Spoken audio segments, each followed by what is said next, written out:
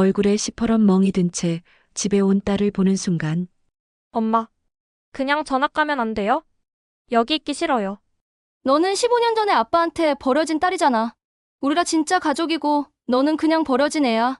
학부모 면담을 위해 교무실 문을 열었을 때 소연이 15년 전 저와 민지를 버리고 떠난 바로 그 사람이었습니다. 15년 전 남편한테 버려진 여자한테 뭘 더 바라겠어요? 그런 애들은 맞아도 싸다고요.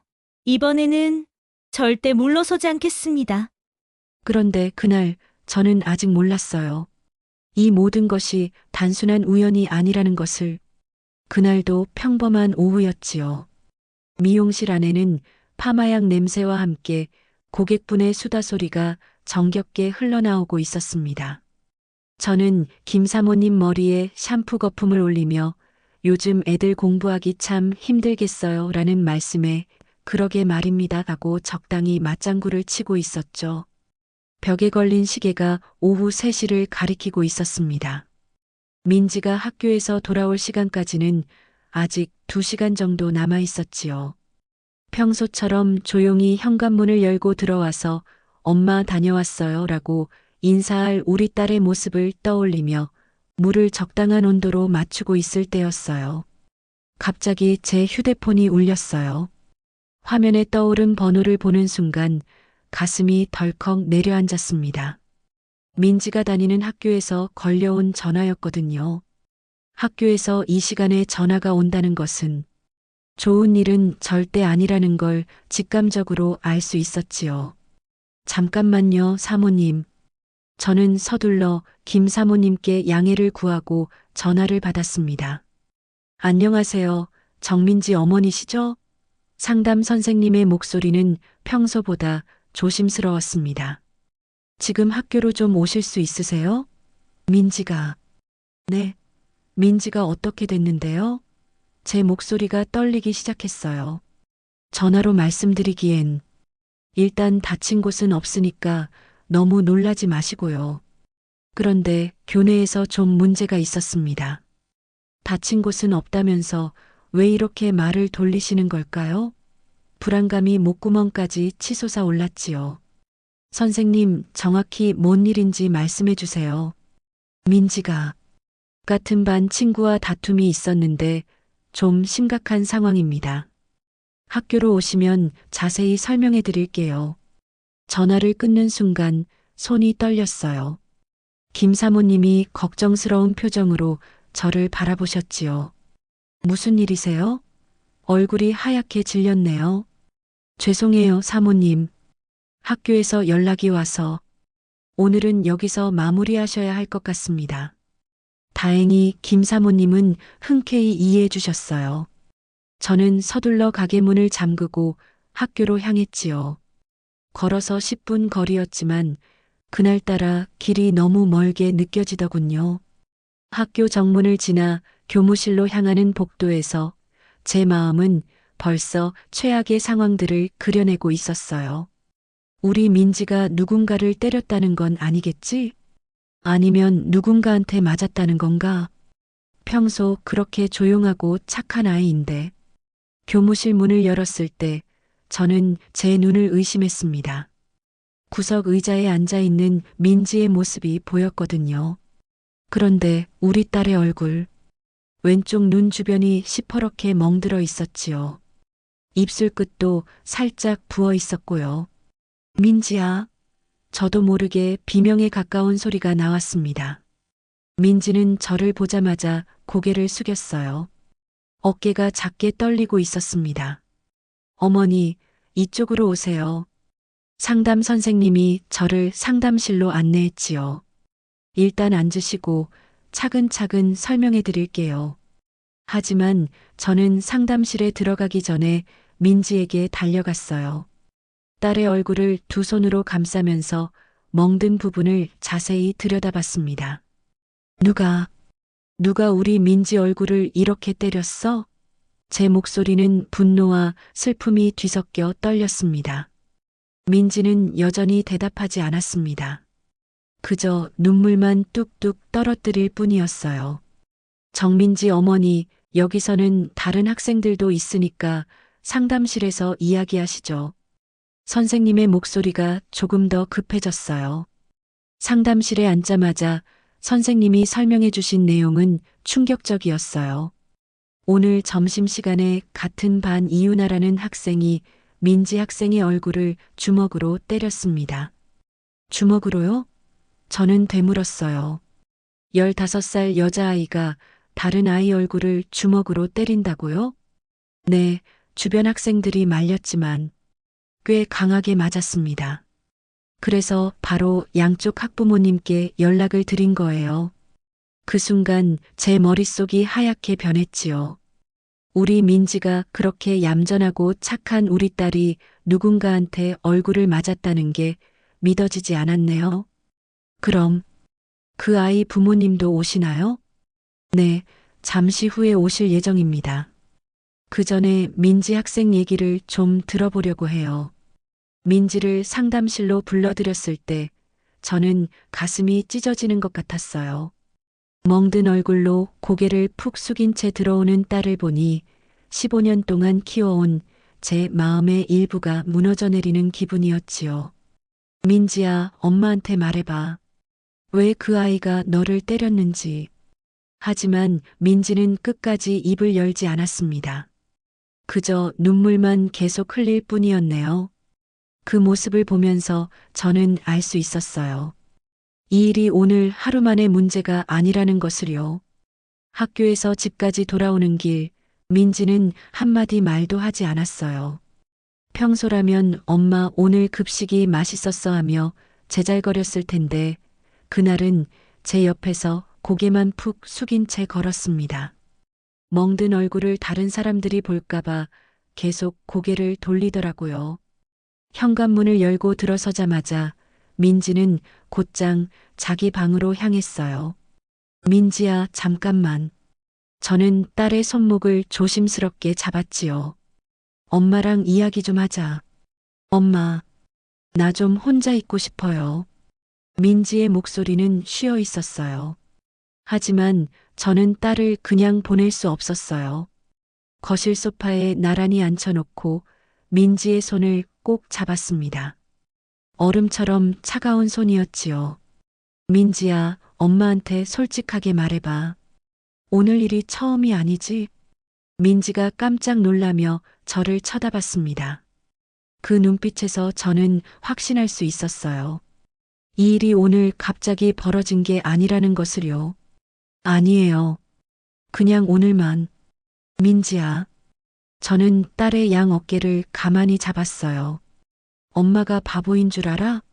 요즘 네가 얼마나 달라졌는지 엄마가 모를 것 같아? 민지의 눈에서 눈물이 또다시 흘러내렸습니다. 사실 저도 눈치채고 있었거든요. 한 달 전부터 민지의 행동이 조금씩 이상했어요. 평소엔 학교 얘기를 잘 해주던 아이가 그냥 별일 없었어요 라고만 답하더라고요. 밥도 예전만큼 잘 먹지 않았고요. 특히 지난주에는 엄마 배 아파요라며 학교에 가기 싫어했어요. 처음엔 단순한 복통인 줄 알았는데 병원에 가서 검사를 받아봐도 아무 이상이 없다고 하더라고요. 민지야, 엄마는 항상 네 편이야. 무슨 일이 있었는지 말해줘. 그제서야 민지가 입을 열기 시작했어요. 엄마, 유나가 나를 계속. 유나? 그 아이가 너를 어떻게 했는데? 처음에는 그냥 지우개 가루를 내 책상에 뿌렸어요. 그리고 제가 잠깐 화장실에 간 사이에 가방을 숨겨놓기도 하고 제 가슴이 답답해지기 시작했어요. 그런 일들이 벌어지고 있었는데 왜 아무 말도 하지 않았을까요? 그래서 나중에는 점심시간에 일부러 제 급식 쟁반을 건드려서 국을 쏟게 만들었어요. 그러면서 미안하다고 말하는데 웃고 있었습니다. 민지의 목소리가 점점 작아졌네요. 그리고 단체 카톡방에서 제 사진을 올리면서 이상한 말들을 써요. 얘가 우리 반에서 제일 이상한 애라고. 혼자 밥 먹는 애라고. 뭐라고? 저는 깜짝 놀라 소리쳤어요. 그런 일을 당하면서 왜 엄마한테 말하지 않았어?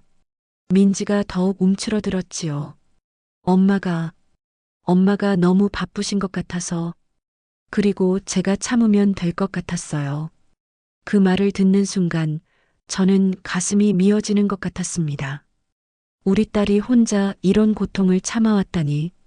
그럼 오늘은 왜 때렸는데?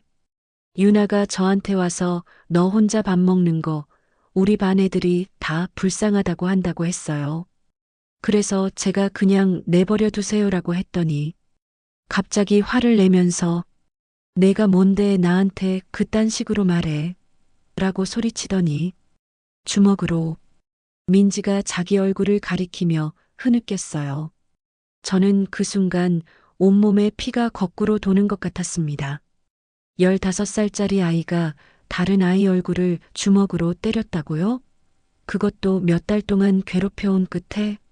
민지야, 그 유나라는 애가 왜 너를 그렇게 괴롭히는데? 너희가 무슨 일이 있었어? 모르겠어요. 그냥 어느 날부터 갑자기. 민지는 계속 고개를 저었어요.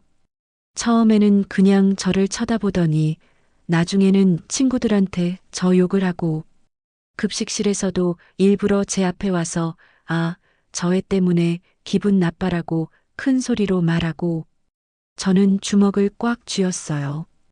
도대체 그 유나라는 아이는 누구길래 우리 민지를 이렇게 괴롭히는 거야? 엄마. 민지가 제 손을 꼭 잡으면서 말했어요. 그냥 전학 가면 안 돼요? 다른 학교로 가고 싶어요. 뭘 그런 소리를 해?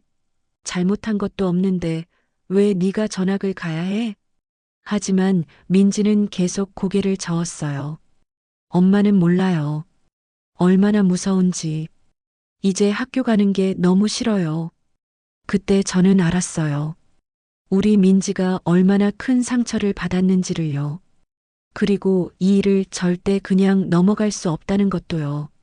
내일 다시 학교에 가서 유나라는 아이와 그 부모를 만나야겠다고 마음먹었어요. 우리 딸이 당한 일을 정확히 따져봐야겠습니다. 그런데 그때의 저는 미처 몰랐습니다. 다음 날 학교에서 저를 기다리고 있는 것이 15년 만에 운명적인 재회라는 것을요. 그날 밤 저는 잠을 이룰 수 없었지요. 민지는 결국 저녁도 거의 먹지 않고 일찍 잠자리에 들었어요. 하지만 벽 너머로 들려오는 작은 흐느끼는 소리에 제 가슴도 찢어지는 것 같았습니다. 다음 날 아침 김미자 선생님께서 전화를 주셨네요. 어머니, 오늘 오후 2시에 학부모 면담이 있어요. 유나 학생 부모님도 오시기로 했고요. 네, 알겠습니다. 꼭 참석하겠습니다. 전화를 끊고 나서 저는 마음을 다잡았어요. 오늘은 반드시 이 문제를 해결하리라. 우리 민지가 더 이상 고통받을 수는 없으니까요. 민지는 그날도 학교에 가기 싫어했지만 제가 엄마가 오늘 모든 걸 해결해 줄게라고 약속하자 고개를 끄덕였지요. 오후 1시 반 저는 학교에 도착했어요. 복도를 걸으며 교무실로 향하는데 왠지 심장이 빨리 뛰었습니다. 아마 긴장 때문이었겠죠. 교무실 앞에 서서 한번 크게 숨을 들이쉬었네요. 소연아, 힘내. 민지를 위해서 당당하게 해야 해. 교무실 문을 열었어요. 그 순간 시간이 멈춘 것 같았습니다. 맞은편 의자에 앉아있던 남자가 고개를 돌렸거든요. 그리고 그 얼굴을 보는 순간 저는 숨이 막혔지요. 이상우. 15년 전에 헤어진 제 전 남편이었습니다. 저도 모르게 입에서 신음 같은 소리가 나왔네요. 상우도 저만큼이나 놀란 표정이었어요. 의자에서 일어나려다가 다시 주저앉으며 눈을 크게 뜨고 저를 바라봤지요. 소연이? 15년 만에 듣는 그 목소리. 예전과 별로 달라지지 않았더라고요. 김미자 선생님이 어리둥절한 표정으로 저희를 번갈아 보셨어요. 혹시 두 분이 아시는 사이신가요? 저는 대답할 수 없었어요. 머릿속이 하얗게 변해버렸거든요. 이게 무슨 일이죠? 왜 당신이 여기에 있는 거죠? 그때 상우 옆에 앉아있던 여자가 일어났습니다. 여보, 이분이 누구세요? 40대 후반으로 보이는 파마를 곱게 한 여자였어요. 그리고 그 여자 옆에 앉아있던 아이. 제 눈이 그 아이에게 고정됐지요. 단정하게 내린 긴 머리, 또렷한 눈매. 어디선가 본 듯한 얼굴이었는데, 유나야, 인사해. 그 여자가 아이를 재촉했어요. 유나? 그 순간 모든 퍼즐이 맞춰졌네요.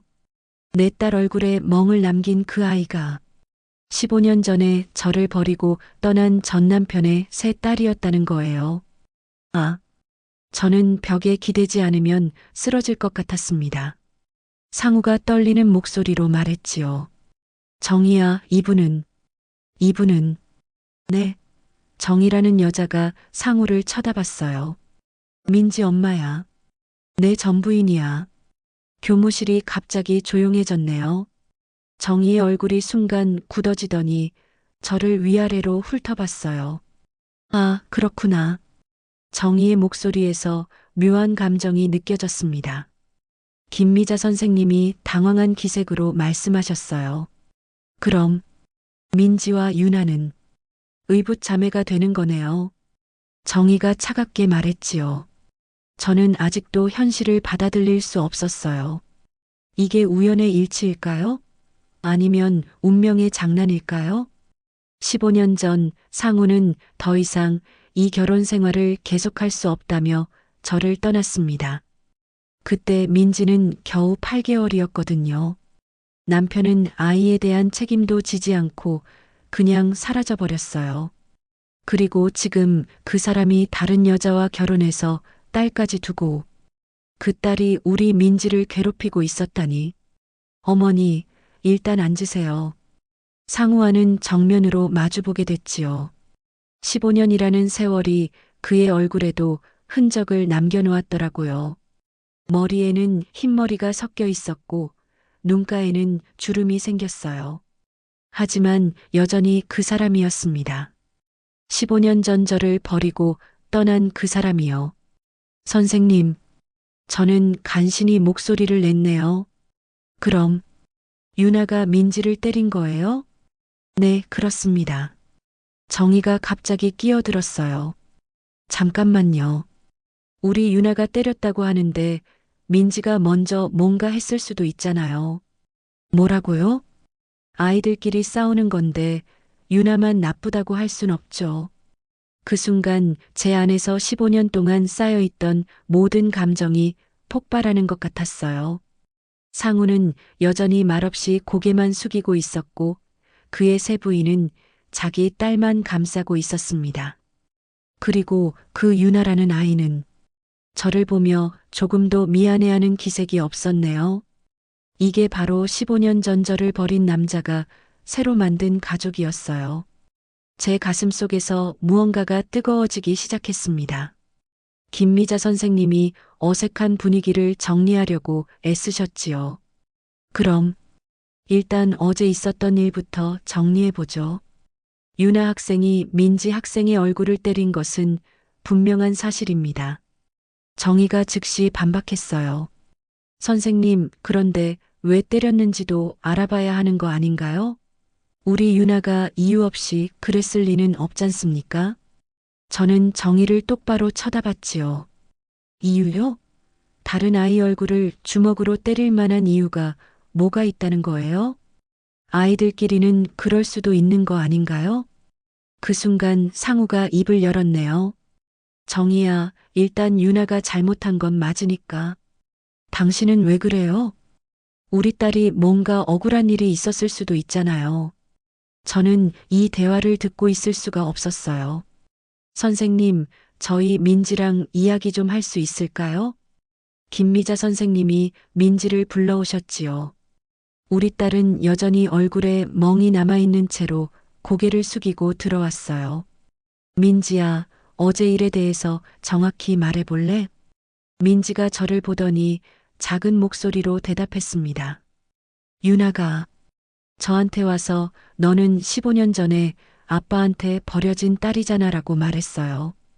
교무실이 순간 조용해졌네요. 저는 믿을 수 없었어요.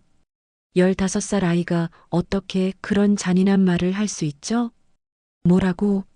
제 목소리가 떨렸어요. 민지가 계속 말했어요. 그러면서 우리 아빠가 원래 너희 아빠였는데 너네가 별로라서 떠났다고.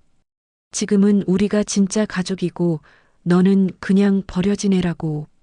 정희의 얼굴이 순간 굳어졌습니다. 유나야, 정말 그런 말을 했어? 유나는 고개를 숙인 채 대답하지 않았지요.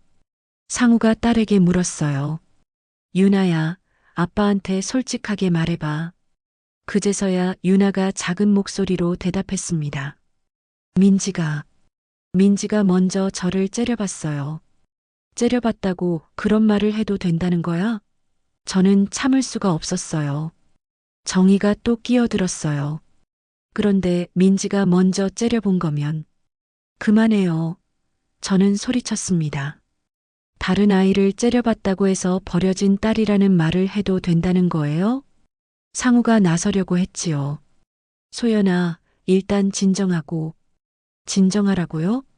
당신 딸이 우리 민지한테 한 말이 그게 다인 줄 알아요? 저는 민지를 돌아봤네요. 민지야, 다른 것도 말해봐.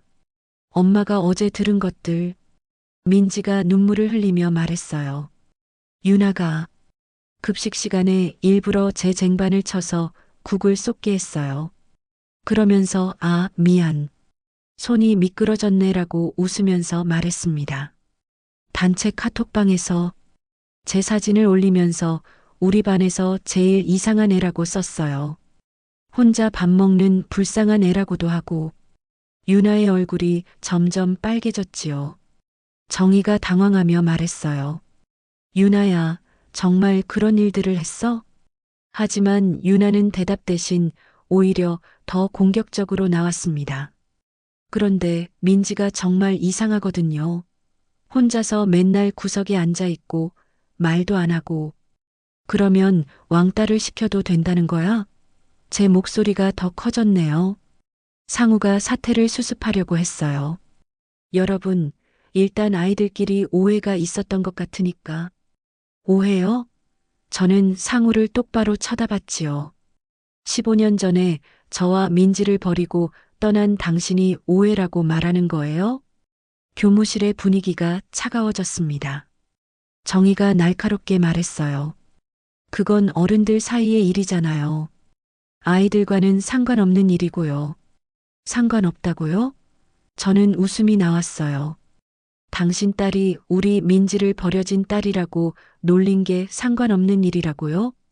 민지가 갑자기 일어났어요. 엄마, 그냥 집에 가요. 전학 가고 싶어요. 민지야, 앉아. 하지만 민지는 눈물을 흘리며 말했지요. 엄마, 정말 그냥 다른 학교로 가면 안 돼요? 여기 있기 싫어요. 그 모습을 보는 순간 제 가슴에 불이 붙는 것 같았어요. 15년 전 상우가 저희를 떠날 때도 이런 기분이었습니다. 억울하고 분하고. 하지만 그때는 제가 참았어요.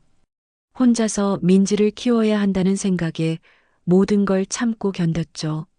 하지만 지금은 달라요. 우리 딸이 상처받고 있는데 어떻게 참을 수 있겠어요? 김미자 선생님이 말씀하셨지요. 일단 오늘은 여기서 마무리하고 내일 다시 만나서 구체적인 해결 방안을 논의해보죠. 집으로 돌아오는 길 민지는 계속 울었어요. 엄마, 왜 하필 유나 아빠가 우리 아빠였어요? 왜 이런 일이 생기는 거예요? 저도 대답할 수 없었네요. 정말 왜 이런 일이 벌어진 걸까요? 하지만 한 가지는 확실했어요. 이 일을 절대 그냥 넘어갈 수는 없다는 것을요. 그날 밤 저는 잠들지 못하고 민지 방문 앞에서 서성였어요. 안에서는 여전히 작은 흐느끼는 소리가 들려왔습니다. 15년 전 상우가 떠났을 때도 이런 기분이었어요. 무력하고 분하고 어떻게 해야 할지 모르겠는. 다음 날 아침 예상치 못한 전화가 걸려왔어요. 안녕하세요. 민지 어머니시죠? 저는 민지와 같은 반수진이 엄마예요.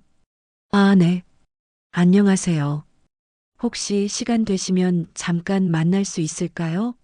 민지 일로 꼭 말씀드릴 게 있어서요. 1시간 후 학교 근처 카페에서 수진이 엄마를 만났어요. 40대 초반으로 보이는 단정한 인상의 분이었지요. 사실 저희 수진이가 민지와 친해요. 그런데 요즘 민지가 많이 힘들어한다는 걸 알고 있었거든요. 그래요? 수진이한테 들었는데 유나가 민지를 괴롭힌 게 한두 번이 아니래요. 그런데 어제 보니까 민지 얼굴에 멍이 든 걸 보고 이건 너무 심하다 싶어서요. 수진이 엄마가 조심스럽게 핸드폰을 꺼냈습니다. 어머니, 이걸 보세요. 핸드폰 화면에는 유나의 인스타그램이 떠 있었어요.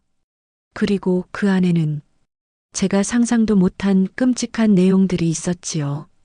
민지의 사진이 여러 장 올라와 있었습니다. 몰래 찍은 것 같은 사진들이었어요. 혼자 밥을 먹고 있는 민지, 구석에 앉아 있는 민지.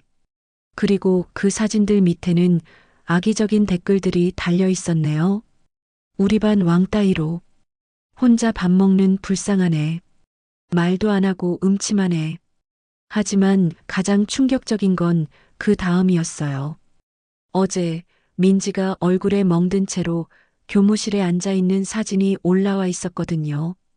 그리고 그 밑에 적힌 글. 드디어 한 대 맞았네. 킥킥킥 맞을만 했지. 저는 핸드폰을 보고 있을 수가 없었지요. 이게 언제 올라온 거예요? 어제 저녁이요. 수진이가 발견해서 바로 캡처해뒀습니다.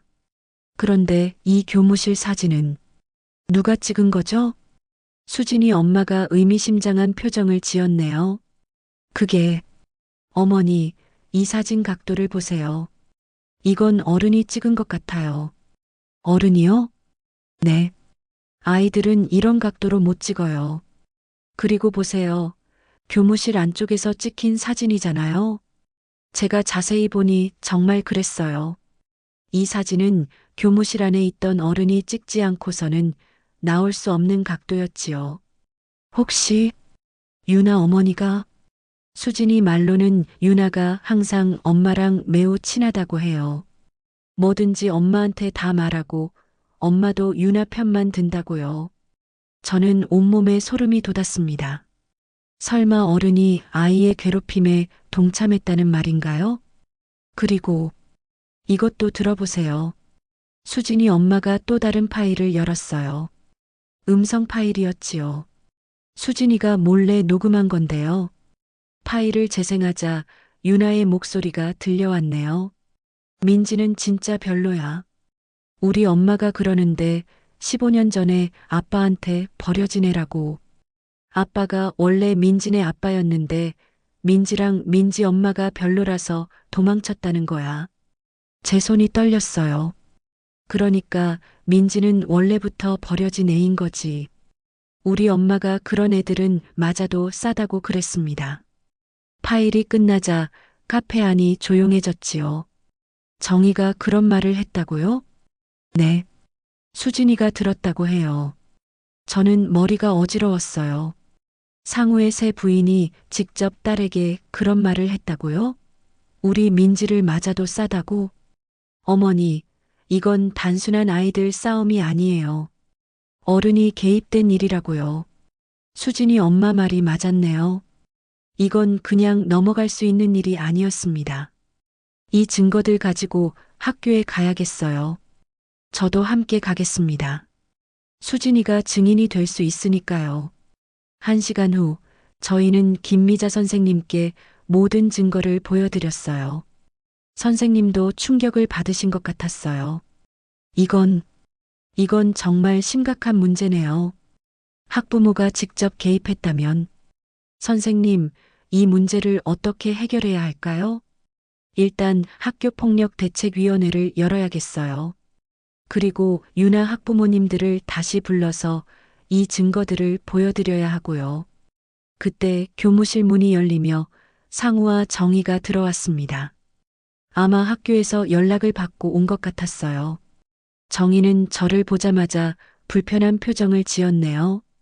또 무슨 일이세요? 김미자 선생님이 핸드폰을 보여주며 말씀하셨어요. 이것 좀 보세요. 유나의 인스타그램과 녹음 파일을 들려주자 상우의 얼굴이 파랗게 변했어요. 유나가 정말 이런 짓을 했어? 하지만 정희는 오히려 화를 냈어요. 이 녹음이 진짜인지 어떻게 알아요? 조작할 수도 있는 거 아닌가요? 조작이라고요?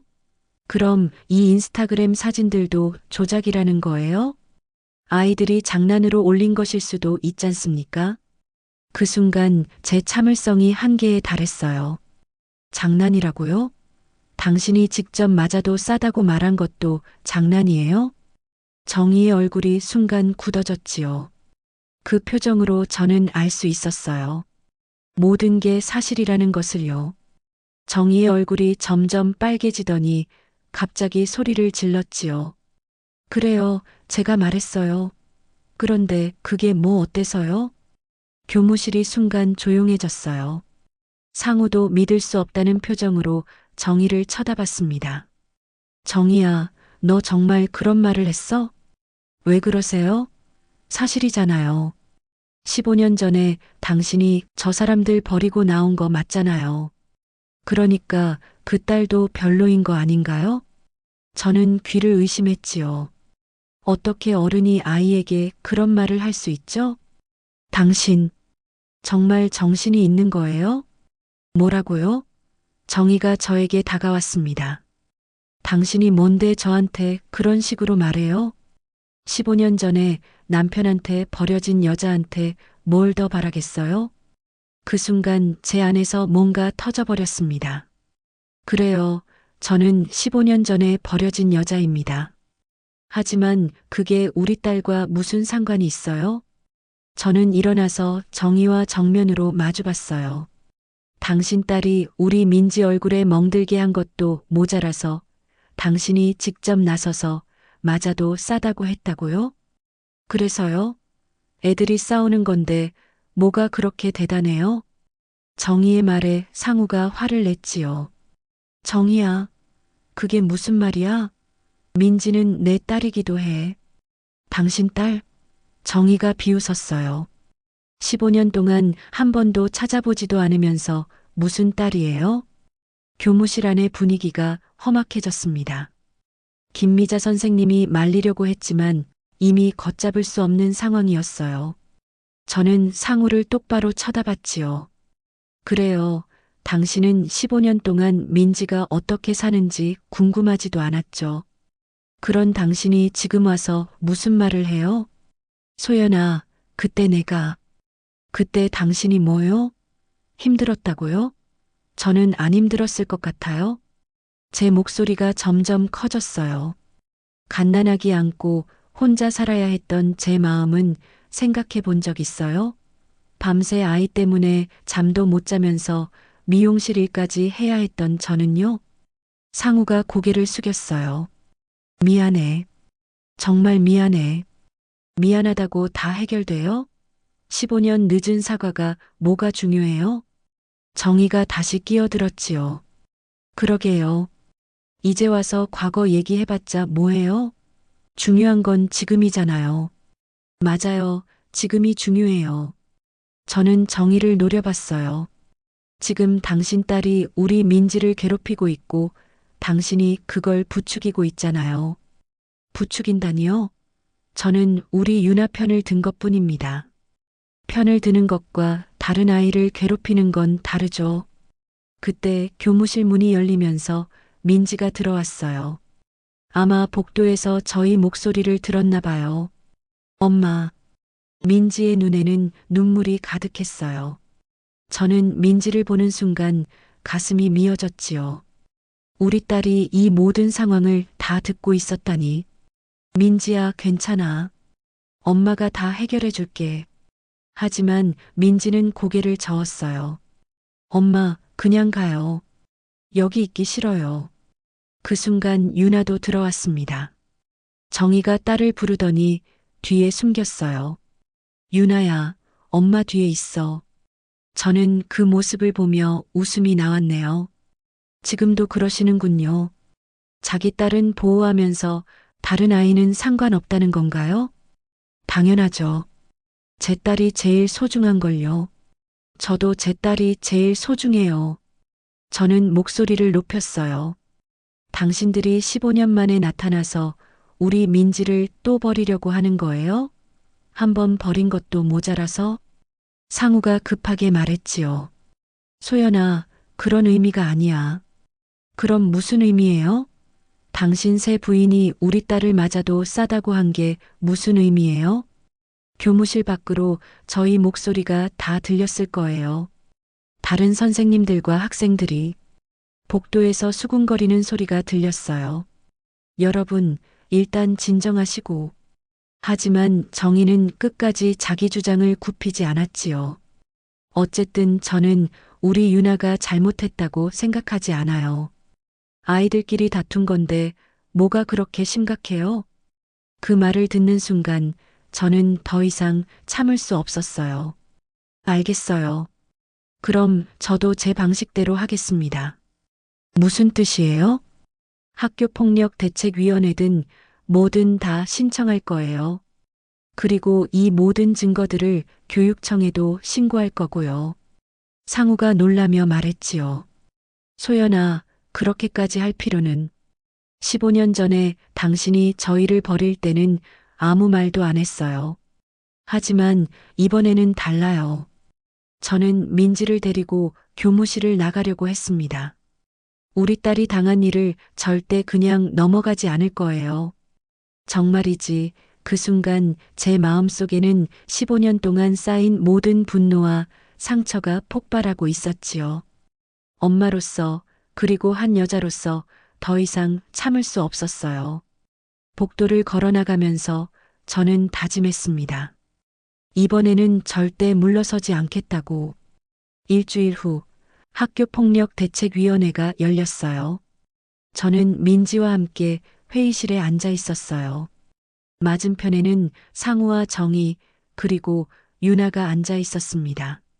김미자 선생님과 함께 교장 선생님 그리고 외부 전문가까지 참석한 엄숙한 자리였네요. 교장 선생님이 입을 열었어요.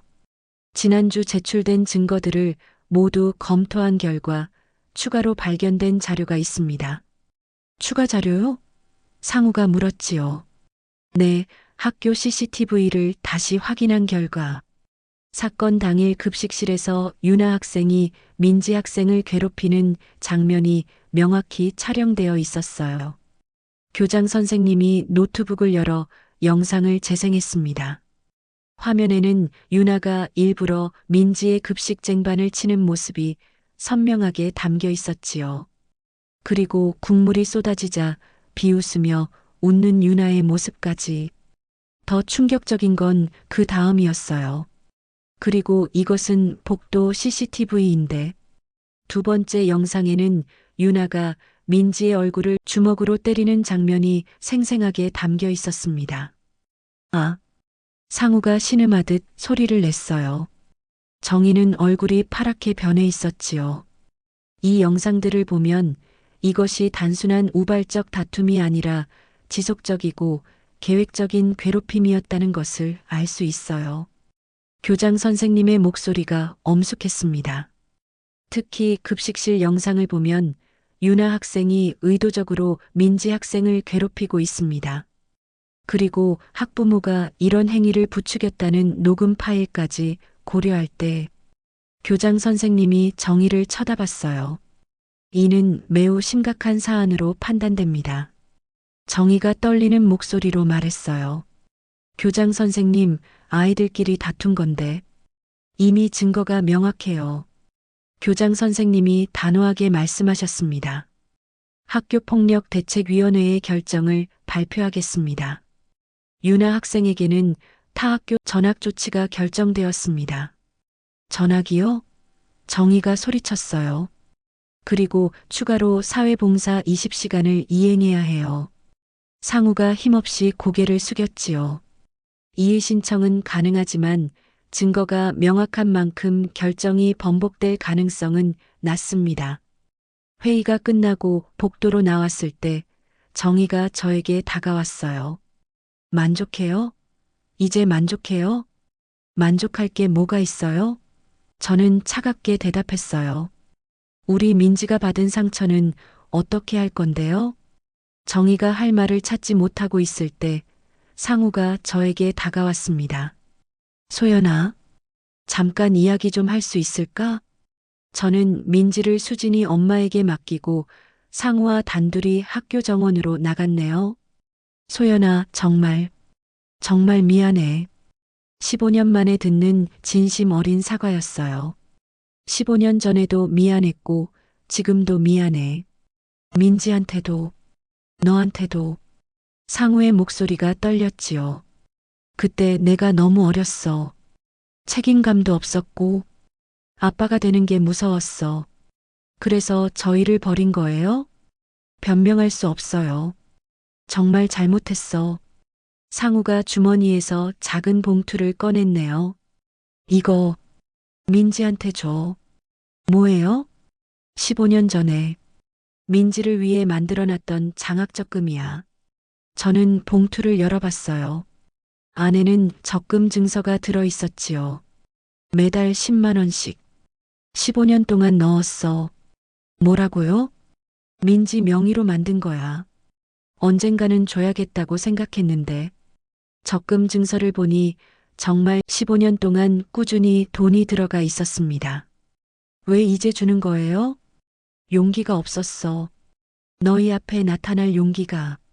상우가 눈물을 흘렸어요. 민지가 어떻게 자랐는지 궁금하지 않은 날이 없었어. 저도 모르게 눈물이 났지요. 그럼 왜 한 번도 찾아오지 않았어요? 잘못한 게 너무 커서 어떤 얼굴로 가야 할지 몰랐어. 그 순간 15년 동안 쌓인 감정들이 한꺼번에 몰려왔습니다. 분노, 서운함, 그리움. 복잡한 감정들이 뒤섞였어요. 상우 씨, 이제 와서 이러면 제가 어떻게 해야 해요? 용서해달라는 건 아니야.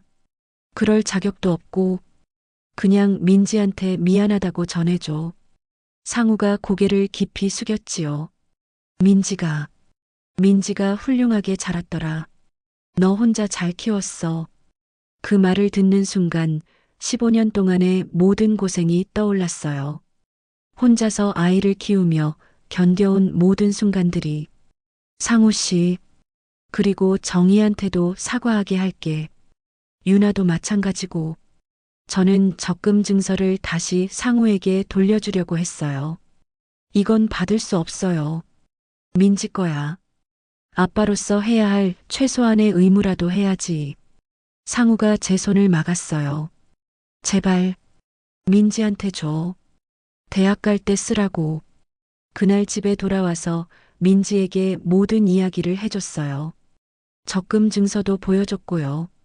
민지는 한참을 말없이 증서를 바라보더니 조용히 말했습니다. 엄마, 저는 엄마만 있으면 돼요. 우리 딸의 그 말에 제 마음이 뭉클해졌습니다. 그렇게 길고 긴 싸움이 끝났어요. 하지만 진짜 중요한 건 이제부터였습니다. 그로부터 석 달이 지났지요. 유나는 결국 다른 학교로 전학을 갔어요. 정희는 끝까지 불만을 표했지만 상우가 강하게 밀어붙여서 결정이 번복되지는 않았습니다. 민지는 처음 며칠 동안은 여전히 조심스러워했어요. 유나가 없어져도 학교 가기를 무서워하더라고요. 엄마, 혹시 다른 아이들도 저를 싫어하는 건 아닐까요? 왜 그런 생각을 해?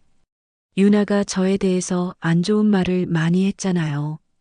다른 애들도 그렇게 생각할 것 같아서 제 마음이 아팠지요. 한 번 받은 상처는 쉽게 사라지지 않는다는 걸 새삼 깨달았어요. 하지만 민지에게는 수진이라는 좋은 친구가 있었어요. 수진이가 적극적으로 민지를 도왔고 다른 아이들도 점차 민지에게 다가왔습니다. 민지야, 우리랑 같이 점심 먹자. 민지야, 방과 후에 PC방 갈래? 아이들의 순수한 마음은 생각보다 빨리 민지를 받아들였어요. 한 달쯤 지났을 때 민지가 웃으며 집에 왔어요. 엄마, 오늘 반에서 장기자랑 연습했는데 애들이 제가 노래 진짜 잘한다고 하더라고요. 정말? 우리 민지가? 네. 선생님도 학교 축제 때 발표해보라고 하셨습니다. 오랜만에 보는 민지의 밝은 표정이었네요. 얼굴에서 그 멍은 이미 다 사라졌지만 마음의 멍은 이제야 조금씩 나아지고 있는 것 같았어요. 그런데 어느 날 예상치 못한 일이 벌어졌지요. 미용실에서 일하고 있는데 상우가 혼자 찾아온 거예요. 소연아, 잠깐 시간 괜찮아? 무슨 일이세요? 민지 좀 만날 수 있을까? 저는 잠시 고민했어요. 민지가 어떻게 생각할지 모르겠더라고요. 민지한테 물어보고 답할게요. 그날 저녁 민지에게 상우의 이야기를 전했습니다. 아빠가 저를 만나고 싶다고 해요? 그래. 어떻게 할래? 민지는 한참을 생각하더니 말했지요. 한번 만나볼래요. 그런데 엄마도 같이 있어줘요. 물론이지. 주말 동네 카페에서 만났어요. 상우는 민지를 보자마자 눈시울이 붉어졌네요. 민지야, 많이 컸구나. 민지는 어색해하면서도 차분하게 대답했어요. 안녕하세요. 민지야, 아빠가 정말 미안해. 상우의 목소리가 떨렸습니다. 15년 동안 곁에 있어주지 못해서 미안하고 유나일로도 미안해. 민지가 고개를 끄덕였어요. 네, 알겠어요. 민지야, 아빠가 뭘 해줄 수 있을까? 무엇이든 말해봐. 민지는 잠시 생각하더니 말했어요. 저는 괜찮습니다. 엄마가 잘 키워주셨거든요. 그 말에 상우가 더욱 눈물을 흘렸네요.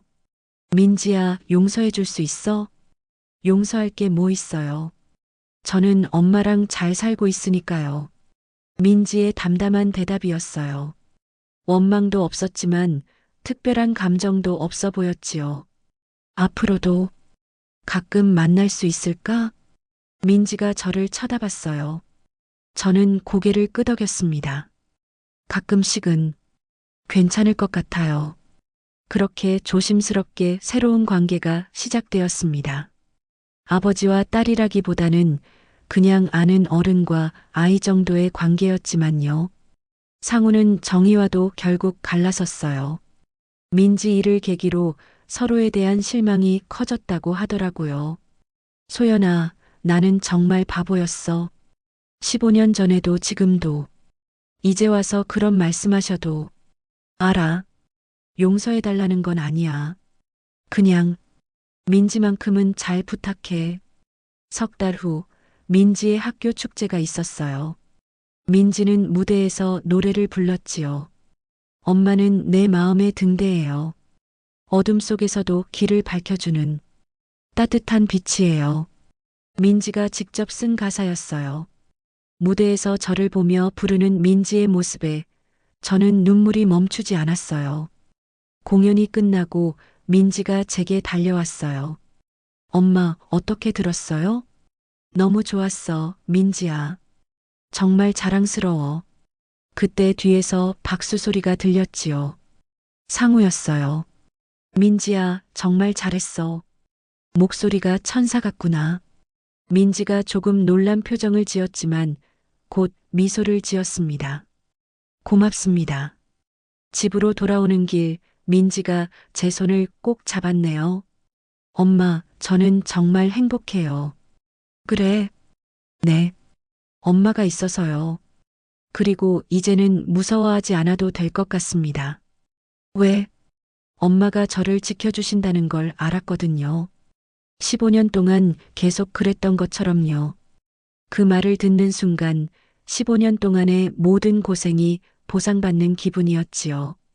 혼자서 아이를 키우느라 힘들었던 모든 순간들, 밤새 아픈 아이를 돌보며 잠 못 이룬 밤들, 경제적으로 어려웠던 시절들, 모든 것이 이 순간을 위해서였다는 생각이 들었어요. 민지야, 엄마도 너 때문에 행복해. 너는 엄마의 전부야. 엄마도 저의 전부예요. 그날 밤 민지는 제 품에 안겨서 잠들었네요. 오랜만에 평온한 잠이었어요.